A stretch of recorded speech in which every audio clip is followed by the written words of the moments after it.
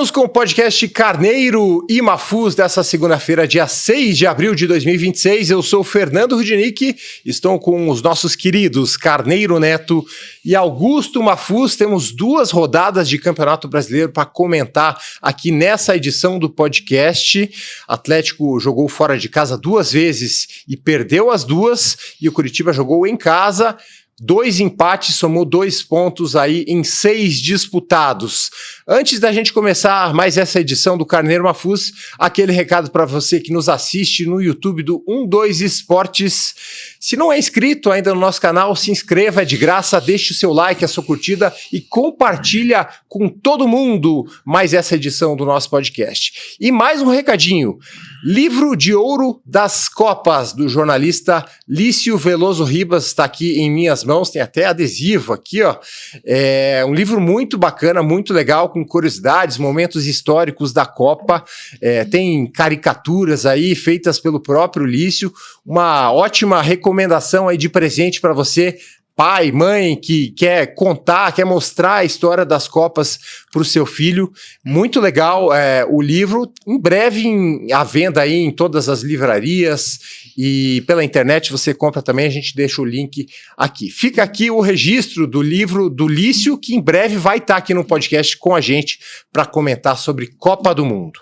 Carneiro Neto, começamos então o podcast, vamos começar pelo Coxa, que empatou 2 vezes, primeiro com o Vasco, roteiros diferentes.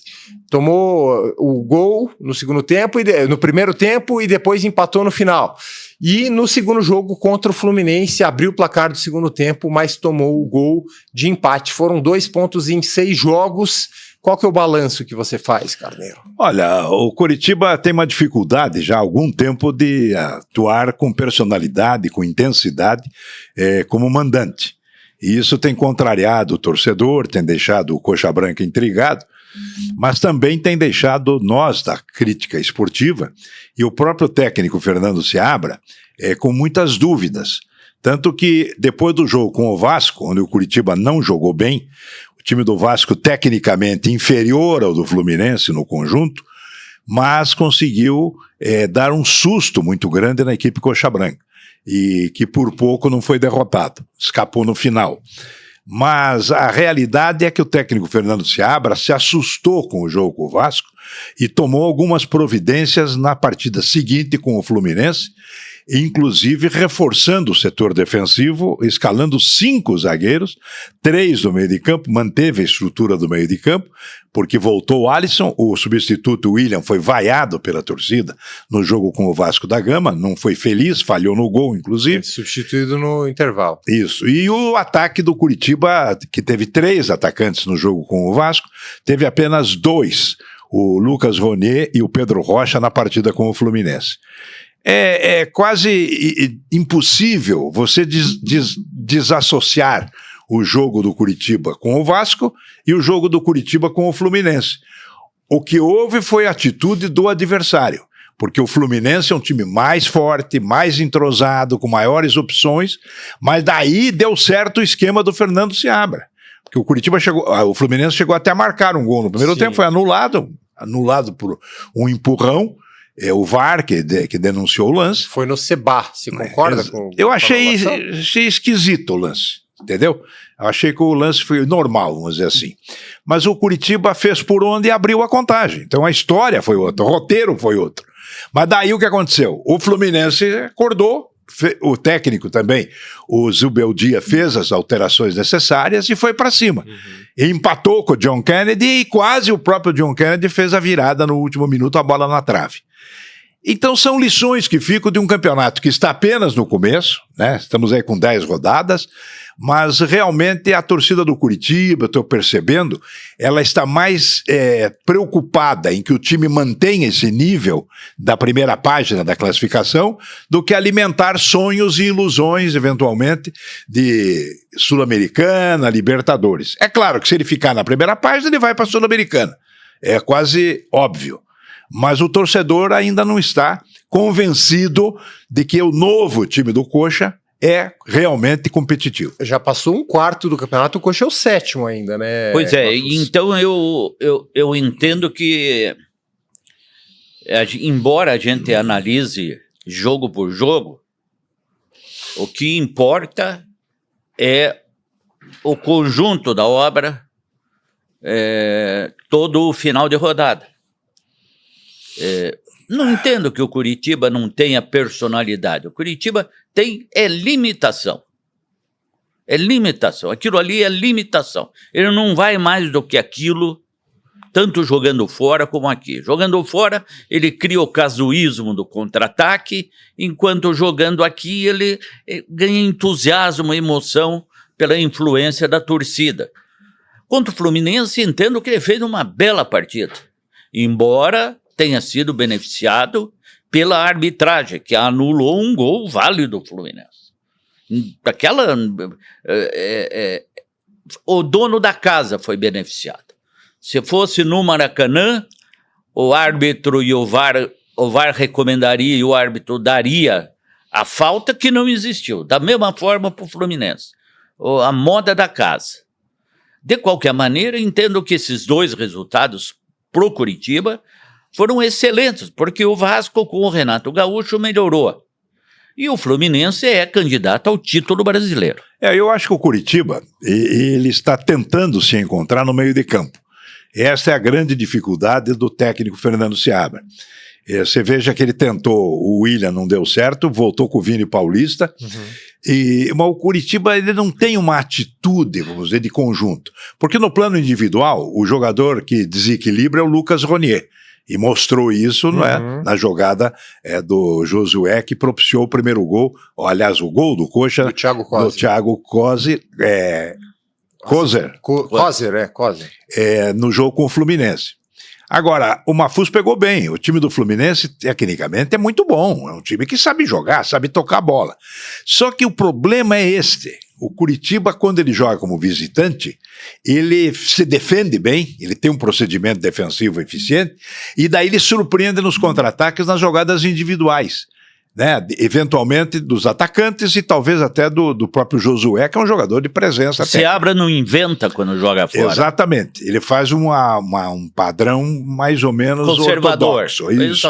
Agora, como mandante, ele é obrigado a criar situações.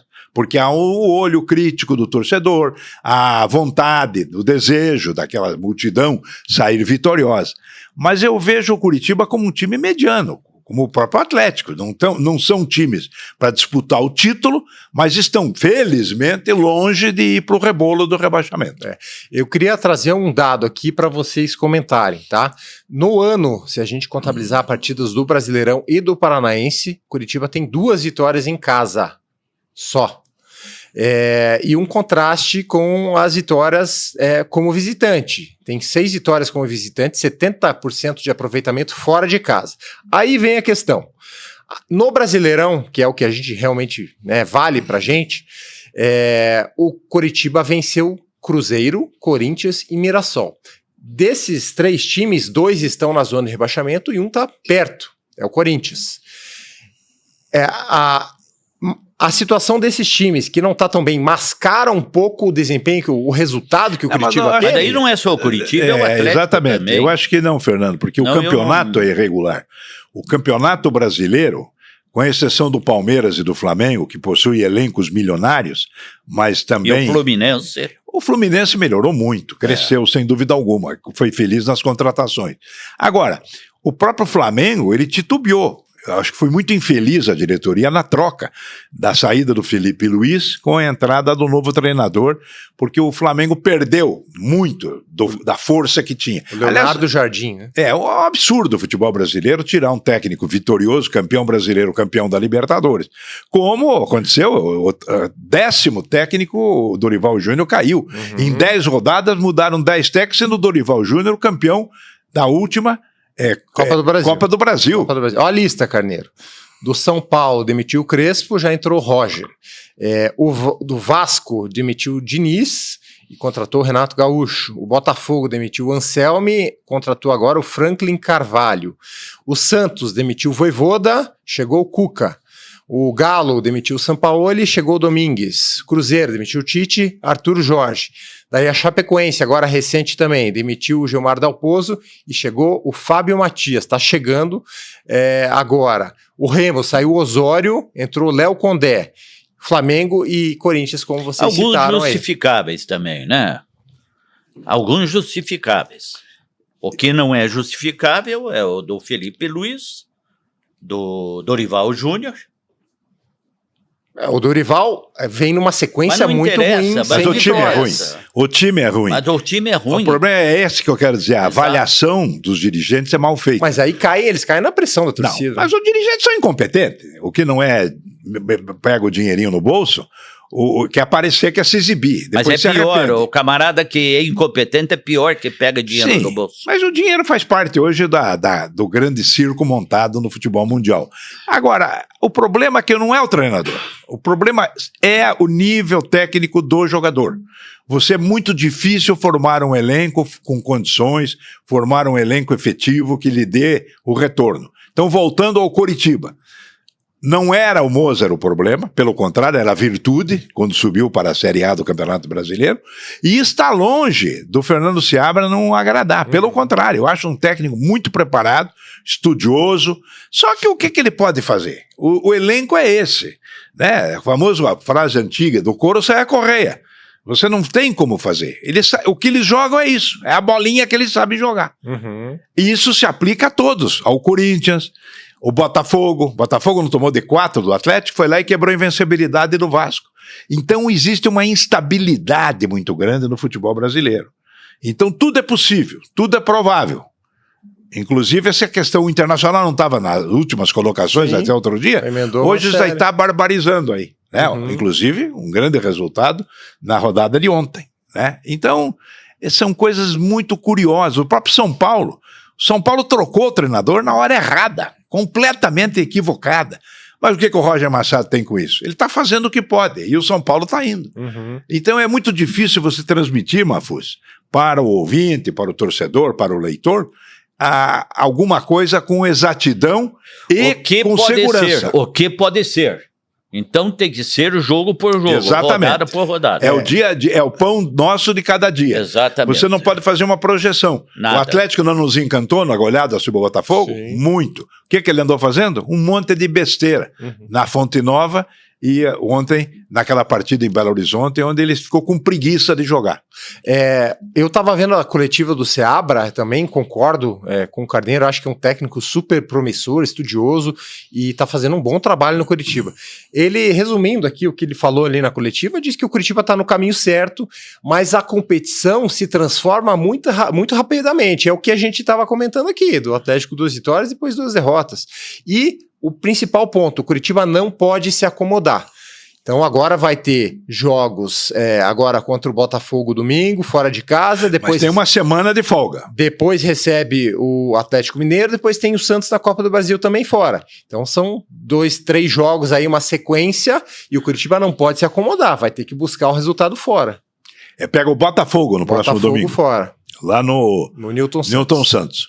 Pois é, o Botafogo ele se reabilitou depois de tomar de 4 do Atlético com bons resultados. E principalmente esse, de virada com o Vasco. Agora, o Curitiba sabe se comportar como visitante. É um time muito engraçado, muito curioso. Mas não é curioso. Tem o resquício do Mozart, hein? Mas não é curioso.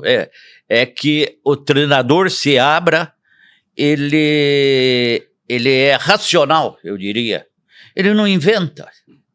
Embora seja moderno, ele sabe que algumas coisas no futebol permanecem.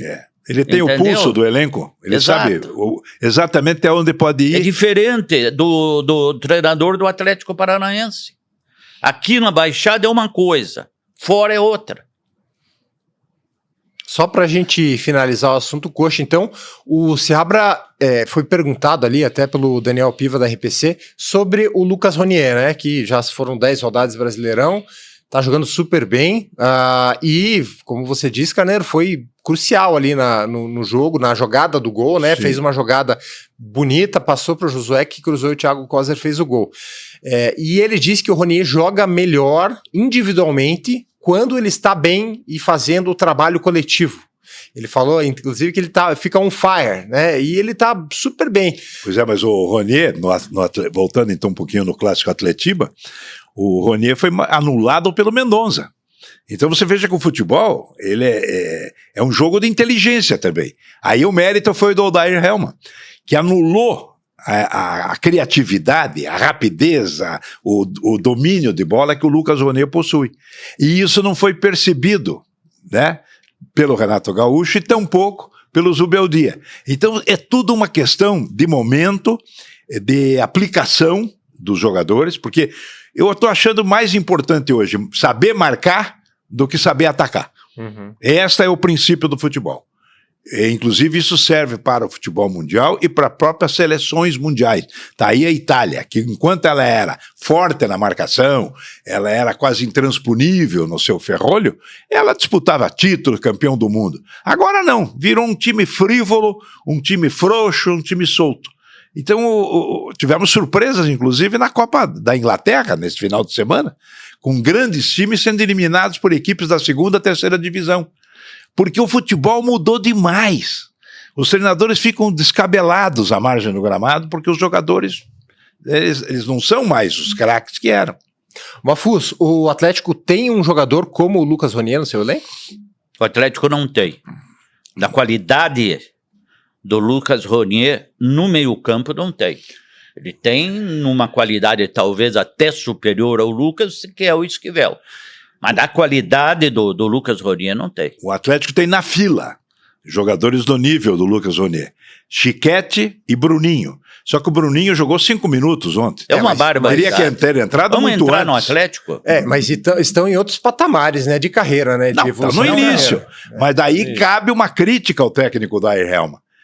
Porque o time do Atlético parecia que tinha passado a noite num baile em Ouro Preto, Mas vamos, em Teófilo Otoni, Mas vamos porque no tava com pacote. todo mundo com preguiça vamos no pacote. de jogar. Vamos no Vamos falar do pacote, Atlético então. no pacote. Jogo do Bahia e 3-0 e a derrota de ontem pro Galo. Pois é, o jogo do Bahia, nós tivemos até uma conversa por mensagem. Vem com a história que não podendo jogar o Esquivel com o tal do terceiro zagueiro. Se você usa o terceiro zagueiro, vamos admitir que fosse o esquema que o técnico entendesse ser correto. Não entro nesse mérito porque ele é capaz, ele sabe o que é bom e o que não é bom para o Atlético. Agora, você não vai completar uma ideia, materializar uma ideia com Léo Pelé. Ah, mas não tem outro, então não usa esse esquema. Usa o tradicional, 4-4-2. Mas ele colocou o Léo Pelé e o Léo Pelé foi o responsável pela derrota em Salvador. Aí, para manter a coerência, segundo ele, foi com o mesmo esquema em Belo Horizonte, com o Esquivel mal colocado. Quando o Esquivel passou a jogar do lado, o time melhorou. Eu concordo com o Mafuz, o Odair Helman foi o responsável pelas duas derrotas. Pelas duas derrotas. Ele foi muito infeliz. No jogo em que o Esquivel não pôde atuar na Bahia, se ele coloca simplesmente o Léo Derek e mantém a zaga como era para ser a zaga, né, o miolo de zaga, porque o Arthur Dias estava suspenso. E o Teran e a Guerre. O Teran e a Guerre. Pronto, está resolvido o assunto. Ele errou. Aí o Teran machucou ainda, né? Depois. Durante a partida. O próprio Odair admitiu esse equívoco e tal, afastou o Léo Pelé. O Léo Pelé é um jogador que não serve para o elenco do Atlético, evidente. É jogador inferior tecnicamente, mas isso desde que foi contratado, não sei quantos anos. Por mais de 10 milhões de reais. Nós já falamos sobre isso, mais um péssimo negócio da diretoria do Atlético. Agora, no jogo de Belo Horizonte, o time do Atlético estava apático. O time não foi preparado. Ali faltou uma decisão dentro de campo, porque o Luiz Gustavo não estava inspirado, o Viveiros tampouco, que são os principais jogadores. Jadson muito abaixo, Dudu muito abaixo, e essa confusão aí do Esquivel fora da função, para botar o Léo Derek. Quer dizer, me desculpe, não tem que inventar. Se o time é meia bomba, como Atlético e Curitiba são, vamos fazer tirar o melhor do possível, não querer fazer o impossível. Porque não tem recursos técnicos. Agora, me desculpe, com aquela baba do time ontem, jogando com o Galo também preguiçosão. Porque o Galo tem um bom time, né? Os alas começam com os alas, né? O Natanael, que foi do Curitiba, e o Lodi do Atlético. E se a gente for ver, é um elenco pelo menos 3 vezes mais caro que o Atlético. Exatamente, muito mais forte. Mas o Atlético, a preguiça que estava, o Bruninho tinha que ter entrado pelo menos para jogar meia hora. E outro aspecto, Leozinho, mas o que vai somar o Leozinho dentro do Atlético? Se você não resolve com os titulares, você não vai resolver com o Leozinho, que estava afastado da vida normal do clube. E ele ainda deu o azar da bola do segundo gol. Não é azar, mas aí que está, não é azar. À medida em que ele tem a mania de dar efeito, fazer jogada de efeito, ele aumenta o risco do erro. E foi o que aconteceu. Então dá. Nesse aspecto não dá. Sabe o que acontece, Carneiro? Cai naquilo que se sempre fala. O Curitiba, pelo menos o Seabra tem o amparo de profissionais. Do Willan Tomás, do diretor de futebol. O Odair não tem amparo de ninguém dentro do Atlético. Ele é uma ilha dentro do Atlético. Não tem diretor, não tem supervisor. É ele e o auxiliar dele e ninguém mais. Então é difícil pro Odair também. É muito difícil. Às vezes eu tenho até preocupação em fazer crítica pro Odair, apesar dos erros dele. O Atlético está num abandono ao futebol do clube, é uma coisa de louco. Um amigo meu, depois da goleada lá na Fonte Nova para o Bahia, mandou uma mensagem. Alô, Odair, vá tapar a defesa. Pois é. Ele tem que ouvir isso. Ele tem que ouvir isso. O Atlético é o contrário do Coxa nesse ano. Como mandante, tem 70% de aproveitamento no ano, incluindo o Paranaense, 7 vitórias e 3 derrotas.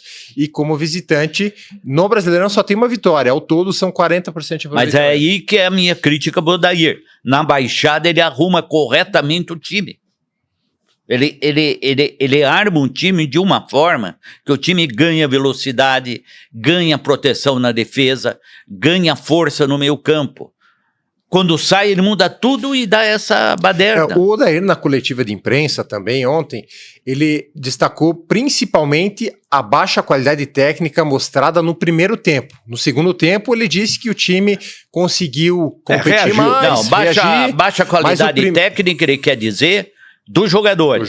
Não, mas claro. Foi o trabalho dele também ajudou. O nível técnico é dos jogadores. No primeiro tempo o Atlético foi mal e tem vínculo com o sistema de jogo adotado, claro, as escolhas que ele fez, as funções. E o time virou uma lambança. No segundo tempo ele mudou a estratégia e melhorou. O Atlético até melhorou, chegou a fazer um gol, né? E seria pior se tomasse 3 de novo. Mas não, foi 2-1. Agora, esse jogo de domingo com o Chapecoense, na Arena da Baixada, é um bom indicativo, né, para a gente perceber, porque o Atlético em casa ele tem mais personalidade. Claro. Torcida dá mais personalidade. Evidente. Por quê? Porque fora falta um diretor de futebol, falta um supervisor de gabarito para conversar com o treinador. O treinador não tem com quem falar. E aí esse é o problema. Ele olha, que nem aquela história do espanhol. Olha pro espelho e diz, eu sou um homem, um rato. Aí vem uma vozinha, és um rato. Então, você tem que ter suporte, gente. Sim. Futebol são relações humanas. Com certeza. Agora, um clube que não tem uma diretoria constituída é muito difícil para o profissional. O Carneiro, o Odair também disse na coletiva que não dá para tratar essas 2 derrotas como se fosse algo fora do normal. Mas eu concordo com ele. O campeonato tem 38 rodadas, vai ganhar, vai perder. Mas ele está absolutamente certo. Concordo também. Ele está absolutamente certo. Agora, passa a ser algo absolutamente anormal na medida em que jogar fora e ter que somar pontos também, em determinado momento do campeonato, torna-se necessário. Mas, só completando, Mafuz, ele diz que o campeonato Atlético é de regular para bom, a opinião dele. Mas também, tá certo também. Outra frase que ele falou, O Atlético está fazendo jogos no limite. Quando consegue os resultados, está conseguindo fazendo jogos no limite. Eu escrevi isso. É o reflexo do quê? Falta de elenco. Exatamente. Falta de elenco. Então, quando o Atlético não está chegando no limite, não está conseguindo Mas já chegou competir no limite. A partir do momento que chega no limite, a tendência é cair. E ele chega no limite, não é no aspecto técnico, é no aspecto emocional. Ele só chega no limite nessa situação, incentivado pela torcida na Baixada. Fora, ele não tem esta motivação, como no jogo de ontem, e joga o que jogou. Tá, Me diga uma coisa aqui, fale. Não dá mais para contratar? Agora não. Quer dizer que até a Copa do Mundo... Você quer saber quando dá para contratar? Até a Copa do Mundo tem que ir com o que tem. Exatamente. É outra coisa que o Odair falou. Ele foi perguntado, você não está lidando com cobertor curto no elenco, mas ele vai fazer o quê? A Copa acaba dia 19 de julho. A janela abre dia 20 de julho. Você tem noção da irresponsabilidade do presidente Mário Celso Petralha para tratar do futebol. Ele sabia que isso ia acontecer, tinham explicado para ele que o elenco não tem condições de suportar um campeonato e ele não contratou. Essa é a grande questão, né, Carneiro Neto? Não, quando você tem um time montado, o torcedor, a crônica esportiva, todo mundo sabe, decora a escalação do time titular, isso se aplica não só ao Atlético, qualquer time. Quando o time pinta para ser campeão, coisa semelhante, a gente sabe decor a escalação. Os próprios jogadores sabem que são titulares e sabem quem são os seus substitutos. Até a rotação de substituições nas partidas não passa de uma repetição, porque a coisa está montada. Agora, quando vai na continha do chá, cobertor curto, jogadores inseguros, porque tem muitas lesões no futebol moderno. Os jogadores se lesionam com muita facilidade, né? Os gramados mudam, uma hora é gramado natural, outra é gramado sintético. Há um certo ritmo muito intenso no futebol. Aliás, certo não, muito intenso. O futebol, a velocidade, você sabe disso. Os jogadores corriam antigamente 6, 7 quilômetros por partida, hoje correm de 12 a 13 quilômetros. Então, tudo isso no futebol moderno tem que ser entendido para você formar um elenco antes do campeonato, fazer o planejamento com 30, 32 jogadores no grupo, mas já tudo ajustado. Agora ficar nessa de, alô, tem um ponta para mim? Tem um meia? Tentando beliscar no mercado. Mas é o que acontece durante o campeonato. Mas é o que acontece no Atlético. É quase impossível você arrumar um time. Mas é o que acontece no Atlético, porque não tem diretoria de futebol. Tem um presidente que manda no clube por WhatsApp e não tem diretoria. O que vai fazer? Então, agenda do Atlético, Chapecoense domingo, dia 12. Depois tem Palmeiras fora de casa, dia 19, no outro final de semana. E depois tem o início da Copa do Brasil contra o Atlético Goianiense fora de casa. Essa é a agenda do Atlético. Para a gente fechar, então, o podcast Carneiro e Mafuz dessa segunda-feira, Paraná Clube. Paraná voltou a vencer na segundona, 3-1 sobre o Nacional, e está praticamente classificado aí para a segunda fase. E com o direito de jogar a segunda em casa. Isso, né? Decidindo em casa.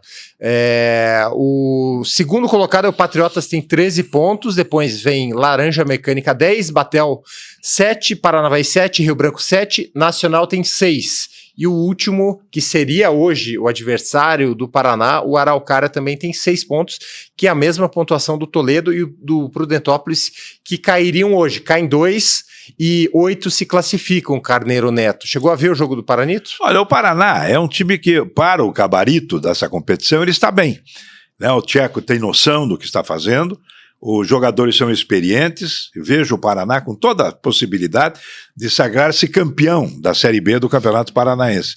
Agora, ele precisa, evidentemente, manter esse ritmo, essa motivação, porque além de voltar à primeira divisão do estadual, ele tem que conseguir calendário nacional. Ele tem que se introduzir. E é só com vitórias, com resultados que ele vai conseguir. E o primeiro passo é subir no Exatamente, é passo a passo. Exatamente, manter o futebol em atividade, mesmo que não tenha calendário. O que não pode é terminar essa competição, dispensar todo mundo. Fechar de novo. Exatamente. No segundo semestre, o Paraná tem a possibilidade de jogar a Taça FF, por Exatamente. exemplo, vai ter que jogar. Ano passado decidiram não jogar, mas esse ano vai ser... E está na hora da SAF colocar dinheiro, que até agora não colocou dinheiro nenhum. O Paraná, então, acabando a primeira fase, depois de 2 jogos aí, ele vai ter mata-mata. São 2 mata-matas que precisa passar. Você acha que nessa hora pesa mais o quê? A camisa emocional? Não, que ano faz passado não diferença? pesou. Ano retrasado. Ano né? retrasado não pesou. Tem que ter time, tem que ter um time menos ruim do que o adversário. E você, Carneiro? Não, o Paraná está acima dos adversários. Não é à toa que ele está mantendo uma boa invencibilidade. Eu confio muito. Ali, todos nós estamos aí torcendo para o Paraná. Eu estou torcendo para o Paraná. Agora subir. tomara que continue assim. Eu acho que vai bem. Deve ser Paraná e Patriota dessa vez. Os que sobem. É. São os 2 melhores até agora.